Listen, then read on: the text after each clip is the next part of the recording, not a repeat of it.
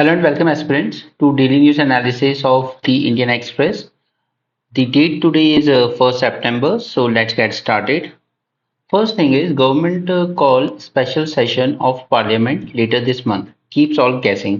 तो यहाँ पर गवर्नमेंट ने बताया नहीं है फॉर व्हाट पर्पस ये स्पेशल सेशन बुलाया जा रहा है, बट ऐसे प्रिडिक्शन है कि या तो गवर्नमेंट साइमल्टेनियस इलेक्शंस पे कुछ डिसीजन ले सकती है या फिर विमेन रिजर्वेशन बिल को पास करने की कोशिश कर सकती है। ऑलराइट, तो ये सेशन 18 सितंबर से होगा। जो भी जैसा भी निकल के आएगा वो तब हम देख लेंगे। Okay, now you know that quarterly GDP data आता है हमारा, ठीक है। तो 3 मंथली हर 3 मंथ का जो डेटा निकल के आता है उसमें से फर्स्ट क्वार्टर का डेटा आया है अभी, जिसमें आपकी जीडीपी ग्रोथ रेट आई है from April to June 7.8%। Alright, mostly due to agriculture service sector, especially financial, real estate and professional services इनके basis पर। okay, however the manufacturing and construction sector recorded the slower than expected growth rate। alright, तो ये कोई day to day follow करने वाली चीजें नहीं है। ओके, बस आपको याद रखना है कि आरबीआई ने प्रेडिक्शन किया था कि इस साल हमारी ग्रोथ रेट 8% के आसपास रह सकती है, तो 7.8% कहीं ना कहीं एटलीस्ट फर्स्ट क्वार्टर के लिए तो प्रेडिक्शन आरबीआई के प्रेडिक्शन के आसपास ही है। ठीक है, next, China is yet to confirm कि Xi Jinping will attend the G20 meeting और not. Okay, let's move on. यहाँ पर ये कुछ स्कैम वगैरह हैं, ठीक है, अडानी ग्रुप्स के, तो इन पे ये हमारे एग्जाम के लिए इंपॉर्टेंट नहीं है।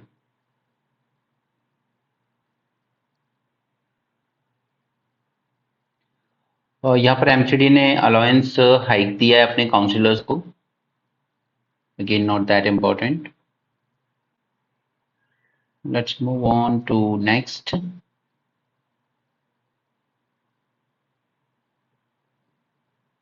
नटराज तो आप जानते ही हैं, नटराज स्टैचू मोस्टली चोलास के टाइम पे, जब हम चोला आर्किटेक्चर की बात करते हैं तो उसमें bronze statue of Nataraj is an important part. Okay, यहाँ पर एक गवर्नमेंट एडेड स्कूल के प्रिंसिपल को अरेस्ट किया गया है, जहाँ पर लड़कियों ने अपने ब्लड से लेटर लिखा। ओवर 20 to 30 गर्ल्स ने साइन किया इसको फ्रॉम क्लास 8 to 10 कि ये प्रिंसिपल जो है ये खुद ही कुछ इनएप्रोप्रिएटली ऑप्शंस जेस्चर करते हैं, गर्ल्स को हैरेस करते हैं, so on. Okay, these were among 50 letters submitted by over 100 students of a school in Ghaziabad. और तो अगेन यहाँ पे बात सेफ्टी की आ जाती है लड़कियों की।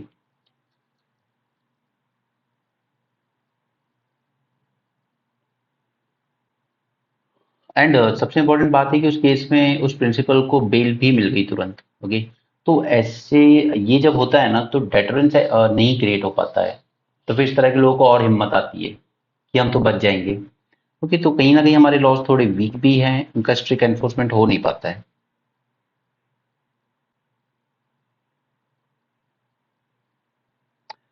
यहाँ पर ये जो गवर्नमेंट की स्कीम है आयुष्मान भारत, वो ये जो इम्प्लांट्स कॉस्ट होती है जैसे heart surgery and so on, तो इनकी कॉस्ट बहुत ज़्यादा आगे ऊपर जा रही है एज कम्पेयर टू जो इंश्योरेंस प्रोवाइड किया जाता है। ओके, तो आयुष्मान भारत के बारे में बस इतना सही जानना है। Ayushman Bharat scheme aims to provide an annual health cover of ₹5 lakh per family for secondary and tertiary care hospitalization to over 12 crore poor and vulnerable families, which form the bottom 40% of Indian population. Okay, and make in India implants be procured without compromising quality, and if that is not possible, HOD should take a call. तो ये Ayushman Bharat scheme का क्या performance रहा इतने साल में, उसको हम सेपरेटली मेंस के लेक्चर में अच्छे से डिस्कस करेंगे, क्योंकि एग्जाम में आपको यही सब पूछा जाता है। स्कीम के फीचर्स वगैरह तो तभी पूछे जाते हैं जब वो लॉन्च होती है, बट उसको जब कई साल हो चुके होते हैं तो अल्टीमेटली आपसे उसका परफॉर्मेंस ही पूछा जाएगा, तो वो हम सेपरेटली कवर करेंगे। ऑलराइट, तो अगस्त सबसे ड्राइस्ट मंथ रहा है। Okay, driest August since 1901, and सिर्फ ड्राइस्ट ही नहीं रहा है, मैक्सिमम टेम्परेचर भी रहा है। ओके, इतना होता नहीं है अगस्त में। तो अब माना जा रहा है कि मैंने आपको बताया था पिछले लेक्चर में जब कराया था, और संडे को ही मैंने आपको बताया था इंडियन ओशन डाइपोल। ओके, जैसे अगर ये हमारा इंडियन ओशन है तो ये अरेबियन सी पे पॉजिटिव मान लीजिए, पॉजिटिव मत मानिए आप इसको, आप ये कह सकते हैं कि अगर यहाँ का टेम्परेचर, वेस्टर्न इंडियन ओशन का टेम्परेचर एवरेज टेम्परेचर से ज़्यादा हो जाता है और इधर का कम रहता है, तो हम कहते हैं ये पॉजिटिव फेज है आईयूडी का। ओके, और अगर इधर का टेम्परेचर एवरेज से कम होगा, यहाँ का एवरेज से ज़्यादा होगा, जिसको हम कहेंगे नेगेटिव फेज है, ठीक है। तो अभी हमारा आईओडी पॉजिटिव फेज में आ चुका है, तो ये माना जा रहा है कि शायद सितंबर में बारिश थोड़ी बेटर होगी। और ये आप याद रखिएगा कि एल नीनो और इनका रिलेशनशिप इनवर्स टाइप का है, ठीक है। अगर एल नीनो स्ट्रांग है तो बारिश रेनफॉल क्या होगी हमारे यहाँ पर, कम होगी। लेकिन अगर आईओडी पॉजिटिव फेज में आ जाता है तो वो एल नीनो के इम्पैक्ट को थोड़ा सा कम कर देगा। ओके, तो सितंबर में बारिश होने के आसार हैं ड्यू टू आईओडी। यहाँ पे लिखा भी है मैंने और आपको समझाया भी था संडे को प्रीलिम्स एक्स्ट्रा में। An IOD that is now positive which is marked by warming over the western Indian Ocean and cooling over eastern Indian Ocean could help counter the impact of El Nino conditions. Next is third unit of indigenously developed 700 megawatt electric nuclear power plant at Kakrapar. Kakrapar कहाँ है, गुजरात में, ठीक है। तो ये इसकी third unit अपने full potential से काम कर रही है। और सबसे इंपॉर्टेंट है कि ये इंडिजिनसली लगाया हमने, बाकी के हमारे जो न्यूक्लियर प्लांट्स लगे हैं किसी ना किसी की हेल्प से लगे, USA, France, Russia and so on. Alright, as India works to ramp up its existing nuclear power capacity of 7,000 megawatt to 22,000 megawatt, okay, अभी हमारी कैपेसिटी 7,000 है जिसको हमें बढ़ा के 22 तक करना है। अभी न्यूक्लियर पावर का शेयर हमारी टोटल ग्रिड में सिर्फ 2% का है, ओके। और टोटल कैपेसिटी क्या है हमारी 4,17,000 मेगावाट, इसमें सिर्फ 2% न्यूक्लियर से आता है अभी। अब हम लोग काम कर रहे हैं building towards a 900 megawatt PWR, pressurised heavy water reactor of indigenous design, okay. और ये न्यूक्लियर प्लांट्स में क्या कमियां होती है, इनके क्या चैलेंजेस होते हैं, और इसके अलावा स्मॉल मॉड्यूलर रिएक्टर जो इनका एक ऑल्टरनेटिव बन के सामने आ रहा है, ये मैंने कल ही के मेंस की सीरीज में डिस्कस किया आपके साथ, तो प्लीज इसको देख लीजिएगा। क्योंकि इस तरह के क्वेश्चन यूपीएससी के फेवरेट होते हैं कि जो चैलेंजेस हैं तो उनका अगर कोई ऑल्टरनेटिव आ रहा है जो इन चैलेंजेस को एड्रेस कर रहा है, तो इस पे आपको मेंस में आने क्वेश्चन आने की प्रोबेबल चांसेस है, ओके। कल ही हमने इसमें मेंस का एक सेपरेट वीडियो बनाया, तो प्लीज उसको देख लीजिएगा अपने एग्जाम के लिए। Next is world is struggling with challenges such as good health, good education, good nutrition, good water, good energy and environmental challenges. Okay, अब हुआ क्या है कि यूक्रेन वॉर आने की वजह से, इस यूक्रेन वॉर की वजह से क्या हुआ है कि वर्ल्ड जो overall overall west versus east में डिवाइड हो गया है, ठीक है। वेस्ट जो कि टोटली रशिया को क्रिटिसाइज करता रहता है, ईस्ट जो या तो सपोर्ट कर रहा है इनडायरेक्टली जैसे चाइना, ईरान, और या फिर न्यूट्रल है थोड़ा सा, ठीक है, न्यूट्रल स्टांस ले रहा है जैसे कि इंडिया, ठीक है। तो इनका कहना है कि जो वर्ल्ड का डिवीजन हुआ है डेवलप नॉर्थ और ग्लोबल साउथ में, ठीक है, तो इस पे एक ब्रिज का काम करना इंडिया का काम है, इसका एक ब्रिज की तरह एक्ट करना, ठीक है। इंडिया का काम है कि वर्ल्ड को एक साथ लेकर आए। और इस वॉर से हुआ क्या है, इसने फ्यूल प्राइसेस को इंक्रीज किया, इसने प्राइसेस ऑफ फूड ग्रेन्स और फर्टिलाइजर को इम्पैक्ट किया है, ठीक है। तो वो यही सब बातें बोल रहे हैं दैट इंडिया की इंपॉर्टेंस बहुत ज्यादा है। Now it is India responsibility to bring the divided world together.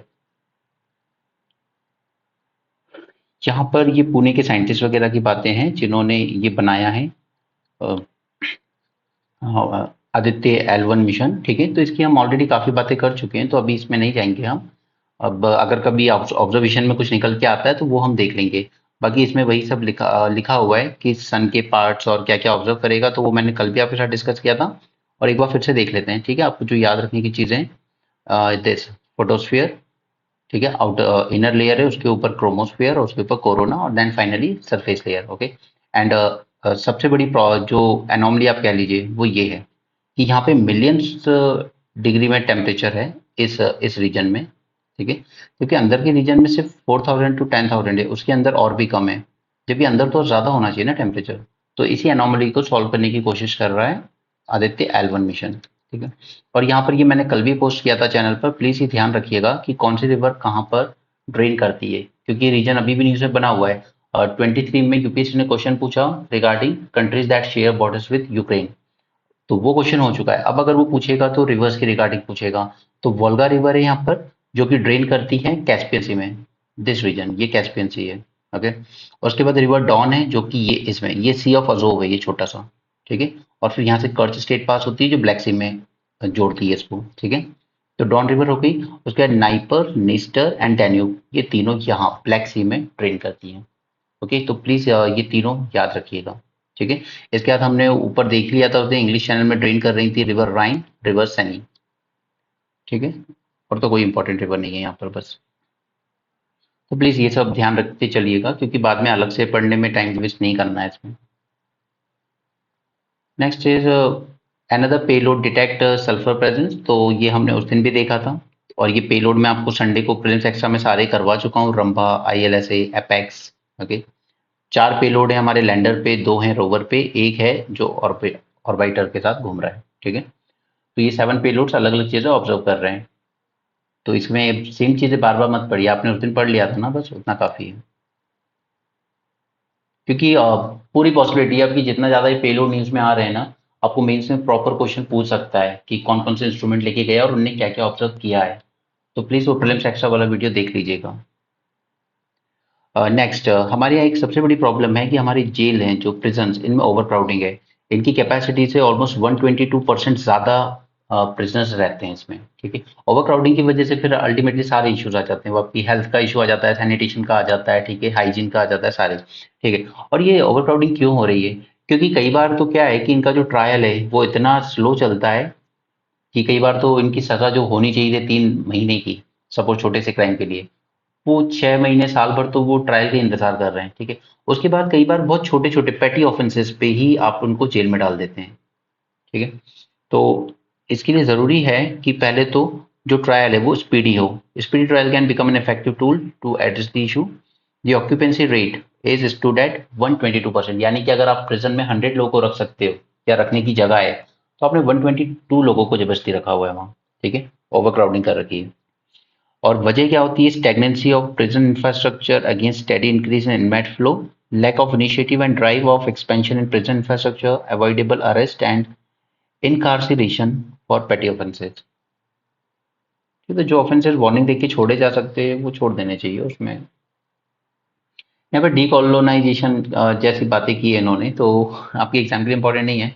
The only thing is कि आप देख सकते हैं कैसे हम जो कॉलोनियल लेगेसी है उसको पीछे छोड़ने की कोशिश कर रहे हैं। कैसे? हमने अपने एजुकेशन को रिस्ट्रक्चर किया है, हमने अपनी इंडिजिनस लैंग्वेजेस को, या आप कह लीजिए हिंदी लैंग्वेज को, इसको ज़्यादा एम्फेसाइज किया है, not just in school level but also in medical field, engineering field. ठीक है, इसमें भी अब आपको रीजनल लैंग्वेज और हिंदी लैंग्वेज में कोर्सेज ऑफर किए जा रहे हैं। ठीक है, लॉस को रीराइट करने की कोशिश की जा रही है, जो कि कॉलोनियल हैंगओवर लेके चल रहे थे, जैसे IPC, क्रिमिनल प्रोसीजर कोड, ये सब रिफॉर्म किए जा रहे हैं। राइट, रिकंसेप्चुअलाइज हिस्ट्री, हिस्ट्री को भी दोबारा एक आप कह सकते हो कि रिव्यू करने की कोशिश की जा रही है, क्योंकि कई बार ऐसे कई लोगों का योगदान था इंडिपेंडेंस में जो कहीं ना कहीं इग्नोर कर दिया गया है। और अगर आप मिडाइवल एंशियंट में भी जाएंगे तो मिडाइवल में भी हम लोग मुगल्स, दिल्ली सल्तनत के बारे में ज्यादा पढ़ते हैं as compare to the achievements of Cholas.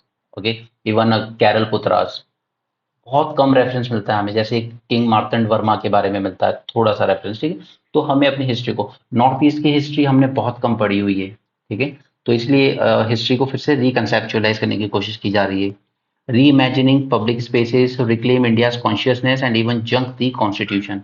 और ये कई लोगों का मानना है कि कॉन्स्टिट्यूशन ब्रिटिशर्स के इन्फ्लुएंस में लिखा गया है, क्योंकि अल्टीमेटली किस पर बेस्ड था? 1935 के एक्ट पर।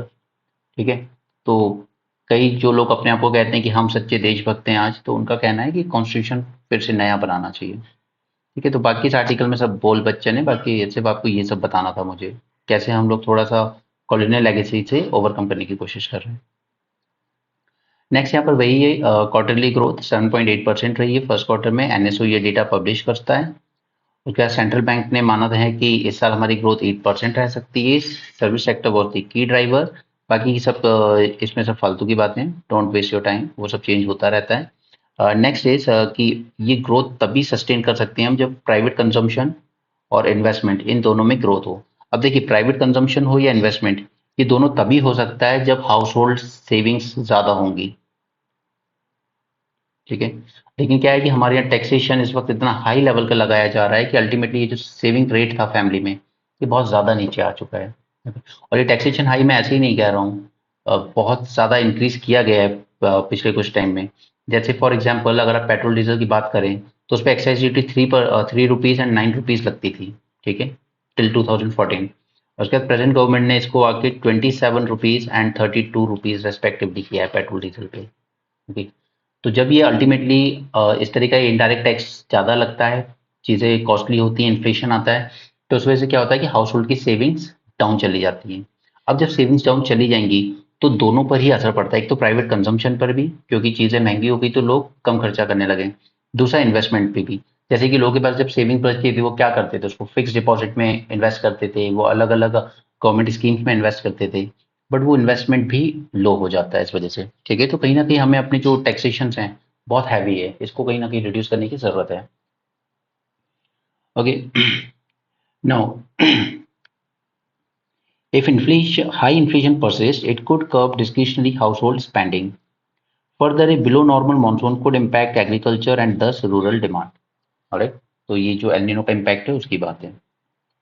नेक्स्ट है यहाँ पर नेशनल फैमिली हेल्थ सर्विस 6 में से, इसमें क्या हो रहा है कि इन लोगों ने डिसेबिलिटी का जो क्राइटेरिया था उसको ऑमिट कर दिया है, और ये बहुत गलत किया है गवर्नमेंट ने। सी, government decided to omit disability related questions from sixth round of national family health survey. People with disability हमारी पॉपुलेशन का 2.21% है, और नंबर्स में देखें तो 2.68 crore people as per 2011 census.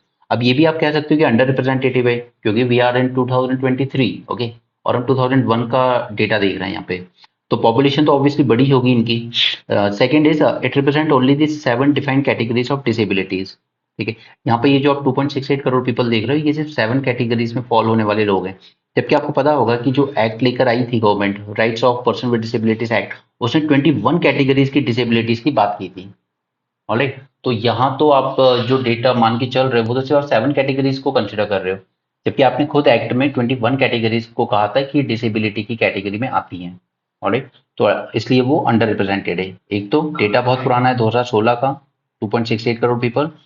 Second, सिर्फ 7 कैटेगरीज को आपने यूज किया है and not 21 categories. Okay, now तो अल्टीमेटली क्या कर रही है government, you are overlooking the accommodation of the needs, perspectives and basic rights of person with disabilities. और इसके अलावा इनविजिबल डिसेबिलिटीज को भी आपने ध्यान नहीं दिया। एक तो देखिए, इसका एक एग्जांपल अगर आप देखना चाहेंगे तो इस साल का 23 का पेपर देखिए, स्पेशली सी सेट का पेपर। ओके, ये इतना टफ था कि अच्छे भले लोगों से हैंडल नहीं हुआ। Now just think the person with disabilities, इनके लिए कितना मुश्किल हुआ होगा ये पेपर सॉल्व करना। नो मैटर उनका कट ऑफ कहाँ जाएगा कहाँ नहीं, वो तो रिजल्ट आएगा तब पता चलेगा कि कोई इस कैटेगरी से क्वालिफाई कर भी पाया या नहीं, but ultimately this is a clear injustice with these people. Okay, एक क्वालिफाइंग पेपर को आपने इस लेवल का बना दिया कि उसमें क्वालिफाइंग मार्क्स तक पहुंचना मुश्किल था बच्चों के लिए। एनीवे, और सेम सेम कई जगहों पर जहाँ पे हम देखते हैं पेपर लीक हो रहा है कहीं पर, ठीक है, या कुछ और हो रहा है कहीं पे, करप्शन से हो रहा है, पैसे दे के लोग भर्ती हो रहे हैं, तो वो अल्टीमेटली पर्सन विद डिसेबिलिटीज के साथ सबसे बड़ा फ्रॉड है। क्योंकि आपको क्या लगता है ये डिसेबल्ड पर्सन को क्या प्राइवेट सेक्टर जॉब देगा? नहीं देगा, बहुत मुश्किल है। उनके लिए एक ही ऑप्शन रहता है कि वो पढ़ लिख के किसी ना किसी तरीके से थोड़ा गवर्नमेंट जॉब की तरफ ही जा सकते हैं। बट उनमें जब आप इस तरह का कुछ गलत करते हो तो इनके साथ बहुत बड़ी सोशल इंजस्टिस होती है। Let's move on to invisible disabilities. तो इनविजिबल डिसेबिलिटीज का मतलब है यहाँ पे मेंटल हेल्थ रिलेटेड इलनेस, इसको भी आपने कंसिडर नहीं किया है क्योंकि as per estimate there are as many as 20 crore people in India that may be affected by psycho social disabilities. Alright, अब एक रेगुलर डेटा की जरूरत क्यों है? Need for regular data collection is significant for meeting sustainable development goal, but also for compliance with United Nation convention on rights of person with disabilities. क्योंकि ये जो हमारा लॉ जो हमने इनेक्ट किया था वो भी मैंडेट करता है गवर्नमेंट को to promote research and formulate schemes to safeguard and empower person with disabilities. Even NITI Aayog का जो स्ट्रेटेजी फॉर न्यू इंडिया 75 है वो उसने भी रिकग्नाइज किया था the challenges posed due to lack of detail data in drafting policies for person with disabilities. क्योंकि जब तक आपके पास प्रॉपर डेटा नहीं होगा तब तक आप एक अच्छी पॉलिसी या अच्छी स्कीम फॉर्मुलेट नहीं कर सकते। ओके, अब गवर्नमेंट को इतना अच्छा चांस था कि जो हमारा नेशनल फैमिली हेल्थ सर्वे होता है ये बहुत एक्सटेंसिव होता है, बहुत ब्रॉड होता है। This was the best chance कि आप डिसेबल पीपल का भी डेटा गैदर कर सकते थे, बट आपने ऑमिट कर दिया वो section. Next is there is pressing need for inclusive measures to transcend beyond handrails, ramps, tactile flooring। ठीक है, अल्टीमेटली आप क्या बोल रहे हो, हम सिर्फ रैंप बना देंगे लोगों के लिए, बस में इजी हो जाएगा उनको ट्रैवल करना, या जो बिल्डिंग्स हैं, रोड्स हैं, उनको उनकी फ्रेंडली बना देंगे, डिसेबल फ्रेंडली। सिर्फ इतने से नहीं होगा। अगर आप सीरियस हो उनके बारे में तो पहले तो आप उनका प्रॉपर एक डेटा रखिए और उस हिसाब से पॉलिसी बनाइए। सिर्फ इतना सा करने से नहीं होगा। अब रीजन क्या है ये ओमिशन करने का? गवर्नमेंट कह रही है कि इनका जो डेटा है it won't change so fast, तो जो 2011 का डेटा है हम उसी को यूज कर लेंगे। ऐसा नहीं हो सकता है यार, 12 साल हो गए, चेंज होता है, क्यों नहीं होगा? Now this not only contravenes with this right of person with disabilities act which mandate that annual screening for all children। इधर देखिए, ये जो एक्ट आया था ना, ये वाला, इस एक्ट ने कहा था एनुअली स्क्रीनिंग करनी होगी आपको ऐसे बच्चों की जो डिसेबिलिटी के साथ बॉर्न होते हैं या जिनका किसी तरीके से डिसेबल हो जाते हैं। लाइक रेशियो क्या है, 16 बर्थ पर 1000 people, they are born disabled। Okay, it reflects the persistent tendency to oversimplify disability and related issues। National Family Health Services and extensive coverage of health data presented a valuable opportunity to sensitize a wide audience. The dropping of disability-related question is questionable considering the 2030 deadline for realizing Sustainable Development Goal of leaving no one behind। Okay, तो और ये लिखा है लोकसभा के chairman ने, तो इसमें सिर्फ बोल बच्चे ने, मत पढ़िए इसको, don't waste your time. Okay, इसमें ऐसा कुछ काम का नहीं मिलेगा आपको। अल्टीमेटली आप जो पॉलिटी पढ़ते हैं लक्ष्मीकांत में, उसमें आपको सब पता है, ठीक है, कि कमिटीज का रोल कितना इंपॉर्टेंट है पार्लियामेंट की फंक्शनिंग में, ठीक है, और पार्लियामेंट कैसे एक विल ऑफ द पीपल को दिखाता है, राइट, क्योंकि रिप्रेजेंट करता है वो हमारी कंट्री की डाइवर्सिटी को। So don't waste your time in all this. Okay, यहाँ पे मदर टेरेसा पर है, आपको पढ़ना है, पर्सनली इंटरेस्ट से पढ़ लो, एग्जाम के लिए इंपॉर्टेंट नहीं है। Okay, next is 9 dash line, मैंने आपको कल ही दिखाई थी, ठीक है, कैसे चाइना क्लेम करता है almost 90% of South China Sea. Okay, not important, और बाकी हम कल उसमें बात कर चुके हैं। यहाँ पे जापान अपना डिफेंस बजट बढ़ा रहा है due to threat from China and North Korea, क्योंकि जापान जनरली क्या पैसिफिस्ट पॉलिसी फॉलो करता है since end of second world war. ना मैं आर्मी रखूंगा ना मैं लड़ाई करूंगा, बट चाइना नॉर्थ कोरिया जो कि उसके इमीडिएट नेबर हैं, ये जितना एग्रेशन दिखा रहे हैं, तो जापान अब धीरे धीरे अपना डिफेंस बजट बढ़ाता जा रहा है। यहाँ पे जस्ट लुक एट दिस कि रशिया को नॉर्थ कोरिया से वेपन्स मांगने पड़ रहे हैं, म्यूनिशंस। ओके, तो आप सोच सकते हो कि रशिया कितना एम्ब्रॉयल्ड हो गया उस यूक्रेन वॉर में, कि ना तो वो जीत पा रहा है ना वहां से निकल पा रहा है। यहाँ पे गबॉन में कूप हुआ था, हमने कल भी इसकी बात की थी। इसके अलावा ये जितनी कंट्रीज आप यहाँ देख रहे हैं हाईलाइटेड है, ठीक है, इन सब में कूप हुआ है। गिनी, बुर्किना फासो, माली, नाइजर, चड एंड गबॉन। ऑलराइट, तो ये ऐसे कोई टाइमलाइन याद नहीं रखनी है कि कब हुआ है, कहाँ पर हुआ है, बस इनमें हुआ है इतना याद रखिए। लेकिन जो मैं आपको वर्ल्ड हिस्ट्री से अगर कोई क्वेश्चन इसमें एक्सपेक्ट किया जा सकता है, तो वो ये अफ्रीकन कॉन्टिनेंट से ही आएगा कि यहाँ पर इतने कन्फ्लिक्ट्स क्यों हैं आज तक, ठीक है, क्यों इतने रिसोर्सेज होते हुए भी ये रीजन अंडर डेवलप है। राइट, तो प्लीज वर्ल्ड हिस्ट्री में इसको जरूर पढ़िएगा, अफ्रीकन कॉन्टिनेंट को, कि इंडिपेंडेंस के बाद भी यहाँ पर इतनी प्रॉब्लम्स क्यों हैं। ये आपके मेंस में आने का पूरा पूरा चांस है। देखिए, वैसे ही आर्टिकल आया हुआ है, बाकी मैं आज ही आपको ब्रिक्स पे लेक्चर देने वाला हूँ सेपरेट, ताकि मैं सारी चीज़ों को कंसाइज करके एक अच्छे फॉर्मेट में आपके सामने प्रेजेंट कर सकूँ कि इससे क्या फ़ायदे हैं, क्या नुकसान है, ठीक है, और क्या चैलेंजेस इंडिया के लिए। बाकी यहाँ पर जो आया वो भी हम देख लेते हैं। ये सब फुल मेंबर बन जाएंगी 6 कंट्रीज, कौन सी हैं? Argentina, Egypt, Ethiopia, Iran, Saudi Arabia and UAE. अब देखिए, एक चीज़ तो आपको सामने ही दिख रही है कि ईरान और सऊदी अरेबिया, इनकी आपस में पहले से ही नहीं बनती है, ठीक है, इनमें आपस में वैसे ही लड़ाई चलती रहती है, ठीक है। ग्रुप में ऑलरेडी इंडिया चाइना है जिनकी आपस में बॉन्डिंग कोई ज़्यादा अच्छी नहीं है। तो अल्टीमेटली आप इस ग्रुप को और कॉम्प्लिकेट बना रहे हो। यहाँ पे कॉपरेशन करना और ज़्यादा मुश्किल हो जाएगा अगर आप राइवल कैंडिडेट्स को ही साथ में रखे हुए हो तो। चलिए, पहले तो इंट्रोडक्शन की बात कर लेते हैं। तो 41% of world population, 24% GDP, 16% global trade को रिप्रेजेंट करता है ब्रिक्स ब्लॉक, जो अभी प्रेजेंट में है। मैं नई कंट्रीज को ज्वाइन नहीं कर रहा हूँ, ठीक है। ये एक्रोनिम था जो ब्रिक, ये किसने बनाया था? गोल्डमैन सैच, वहां पर काम करते थे जिम ओ नील, उन्होंने ये वर्ड दिया था।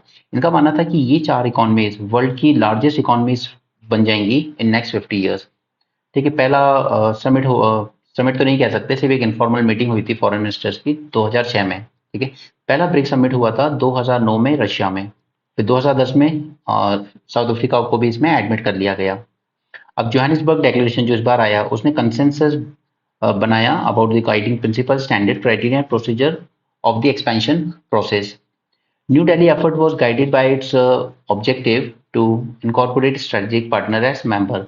तो अब ये जो 6 न्यू मेंबर्स आए, उनमें से 4 के साथ इंडिया की स्ट्रेटेजिक पार्टनरशिप ऑलरेडी है, that is Saudi Arabia, UAE, Iran and Egypt. Okay, तो हम वैसे भी अपोज नहीं कर सकते थे किसी की एंट्री को, हम ऑलरेडी स्ट्रेटेजिक पार्टनरशिप में हैं उनके साथ।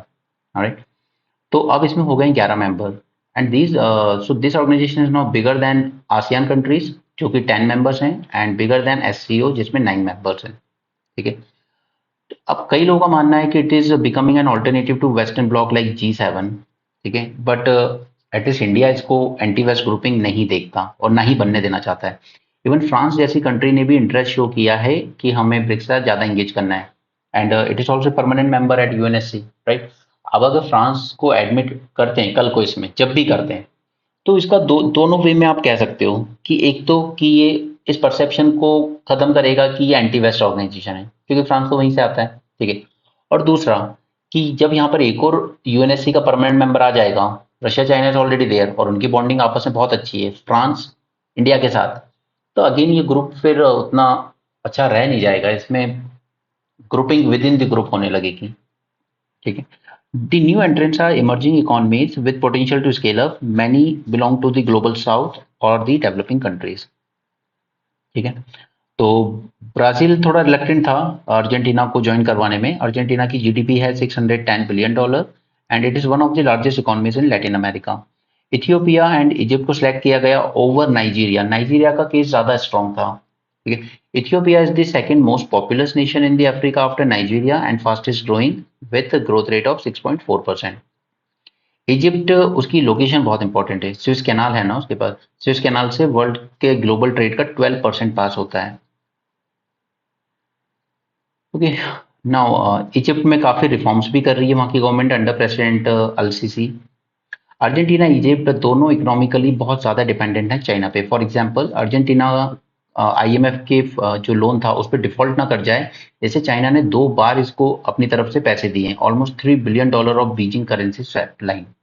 ओके, वही बात करें इजिप्ट की, तो इजिप्ट के साथ चाइना का ट्रेड $15 बिलियन है, almost double than what India has. काफी चाइनीज इन्वेस्टमेंट भी इजिप्ट में हुआ है already. Ethiopia is a Christian dominated country and it is seen as a balancer of both US and China. Now Saudi Arabia और UAE की बात करें तो दोनों अच्छे पार्टनर्स हैं यूएसए के। ओके, इजिप्ट के भी अच्छे खासे टाइज हैं वॉशिंगटन के साथ, बट ईरान, ईरान यूएस के कंप्लीटली ऑपोजिट है। ठीक है, इन दोनों की बिल्कुल नहीं बनती, और यही कंपल्शन था कि यूएसए ने जो जितने सैंक्शन लगा रखे हैं ईरान पे, उसी ने मजबूर किया ईरान को कि आप चाइना की झोली में चले जाइए। ठीक है, इकोनॉमिक इंपेरेटिव्स की वजह से वो चाइना की ओर ज्यादा क्लोज जा रहा है। और मैंने आपको बताया ऑलरेडी कि inclusion of Saudi Arabia and UAE, इससे क्या होगा, हम ज्यादा कैपिटल मोबिलाइज कर पाएंगे financial resources for new development bank, जिसको ब्रिक्स बैंक भी कहते हैं। अ, और इन कंट्रीज को ज्वाइन करके एक क्रिटिसिज्म किया जाता था ब्रिक्स को कि कोई भी मुस्लिम मेजोरिटी कंट्री यहाँ पे मेंबर नहीं है, तो कम से कम एटलीस्ट अब वो क्रिटिसिज्म खत्म हो गया है। ठीक है, क्योंकि मुस्लिम मेजोरिटी कंपनी कंट्रीज भी इसकी पार्ट बन गई है। तो अब होगा क्या, जैसा कि हमने देखा Saudi Arabia, UAE, these are close to USA. Okay, west west countries. Egypt भी कहीं ना कहीं close to USA, India close to USA, Russia China having great bonding, Iran very much close to China. ठीक है, Brazil and Argentina, they are heavily dependent on China for economic. Okay, तो ultimately काफी सारी rivalries and geopolitical tensions play out होंगी इस group में भी। Okay, and these contradiction could limit the potential of BRICS. China is seen as trying to build its own bloc against the Western powers. But India has maintained that decisions have to be made through consensus, the guiding principle in the grouping, so that it is not completely led by Beijing. क्योंकि अगर हम oppose करते और majority vote से member admit किए जाते, तो जो फेवर करते इन कंट्रीज के एडमिशन को, फिर उनका टिल्ट उसी तरफ होता। इसलिए इंडिया ने बहुत सही किया कि अगर एडमिशन होगा नए मेंबर का तो कंसेंसस बेस्ड होगा, यानी सभी के एग्री करने पे, मेजोरिटी माइनॉरिटी ऐसे उस वजह से नहीं। ठीक है, अब अगला समिट होगा 24 में रशिया में, जो कि ऑलरेडी काफी सारा डिप्लोमेटिक आइसोलेशन फेस कर रहा है। Chinese challenge remains the most pertinent for Delhi and it has to guard against the grouping being swayed by Beijing who wants to pack it with countries indebted by China. Alright, यहाँ पे त्रिपुरा की एक language है कोकबोरोक। ठीक है, इसकी script को लेके कुछ कंट्रोवर्सी है, ये रोमन स्क्रिप्ट पे बेस्ड है, और वहां पे जब बीजेपी गवर्नमेंट आई है त्रिपुरा में, तब से लोग कह रहे हैं कि नहीं, यहाँ पे ब्राह्मी स्क्रिप्ट इंट्रोड्यूस करनी चाहिए इसमें। ठीक है, जबकि वहाँ के लोग ही फेवर कर रहे हैं कि नहीं, रोमन स्क्रिप्ट ही रहने दीजिए। बस आप इस लैंग्वेज को याद रखिए और ज़्यादा कुछ ऐसा काम करनी है। नेक्स्ट आते हैं हम पीएलआई स्कीम के लिए, जो कि आईटी हार्डवेयर के लिए लाई गई है। ठीक है, इसमें 40 एंटिटीज ने अप्लाई किया था कल, जो हमने कल भी इसकी बात की थी। तो यहाँ पे जो आउटले था उसको गवर्नमेंट ने ऑलमोस्ट मोर देन डबल कर दिया है, almost 17,000 crore. The average incentive over the 6 year will be about 5% of net incremental sales, जो कि पहले जस्ट 2% था, अब 5% तक दिया जाएगा। तो एक्सपेक्ट कर सकते हैं कि शायद ज़्यादा इन्वेस्टमेंट आए इसमें। लोकल प्रोडक्शन ज़रूरी क्यों इंडिया के लिए? तो India see this manufacturing of electronics as a key sector for economic growth. और दूसरा कि इंपोर्ट बहुत ज़्यादा बढ़ता जा रहा है इलेक्ट्रॉनिक गुड्स का। ठीक है, it has almost increase to 6.96, यानी ऑलमोस्ट $7 बिलियन तक का इंपोर्ट हो चुका है इलेक्ट्रॉनिक्स का। और ये हमारे ओवरऑल इंपोर्ट का ऑलमोस्ट 4 to 7% है। ठीक है, चाइना अकाउंट्स फॉर रफली 70 to 80% of the share in India's imports. तो इस सब को काउंटर करने के लिए हम पीएलआई स्कीम लाएं। ये सेक्टर्स वगैरह की हमने बात कर ली ऑलरेडी, लेकिन यहाँ पे मैं आपको 8 की सेक्टर्स दिखा देता हूँ, ये ज़रूरी है। और ये होल्ड करते हैं अराउंड 40% वेटेज इन आईआईपी। ठीक है, दीज 8 सेक्टर्स। और ये 8 सेक्टर्स और इनका वेटेज आपके लिए बहुत इंपॉर्टेंट है जानना, क्योंकि प्रीलिम्स में इस तरह के क्वेश्चंस आपको आते हैं। तो ये 8 सेक्टर्स हैं हमारे, इसमें सबसे ज्यादा वेटेज है पेट्रोलियम एंड रिफाइनरी प्रोडक्ट्स का, दैट इज 28%। ठीक है, इलेक्ट्रिसिटी जनरेशन 19%। उसके बाद steel coal crude oil natural gas cement and fertiliser, fertiliser का सबसे कम है। ठीक है, तो प्लीज इनका वेटेज याद रखिए, एटलीस्ट टॉप के 2 और सबसे कम वाले का तो याद रखिए। और इन 8 सेक्टर्स के नाम याद रखिए कि कौन से हैं ये 8 सेक्टर्स। ऑलराइट, ये आपके प्रीलिम्स के लिए इंपॉर्टेंट हो जाता है। और ये सारे के सारे 8 सेक्टर मिलकर टोटल 40% अराउंड वेटेज कंसिडर करते हैं आईआईपी का। Alright, next let's move on to next. Next यहाँ पे बस एक अच्छी सी लाइन है, मैंने आपको बताया India needs to become a country of investor rather than savers और ट्रेडर्स। ठीक है, इन्वेस्टर्स की कंट्री बनने के लिए सबसे ज़रूरी है कि हमारे पास वो फाइनेंशियल लिटरेसी होनी चाहिए। ठीक है, हम में से कितनों को समझ है शेयर मार्केट की? बहुत कम को होगी। तो जब तक आप वो फाइनेंशियल लिटरेसी नहीं इम्पार्ट करेंगे बच्चों को, तब तक वो रिस्क टेकिंग एबिलिटी आना इतना ईजी नहीं है। ओके, नेक्स्ट इज बाकी स्पोर्ट्स है छोड़िए। Anyway, so that's it about today's discussion. Thanks for joining and keep learning.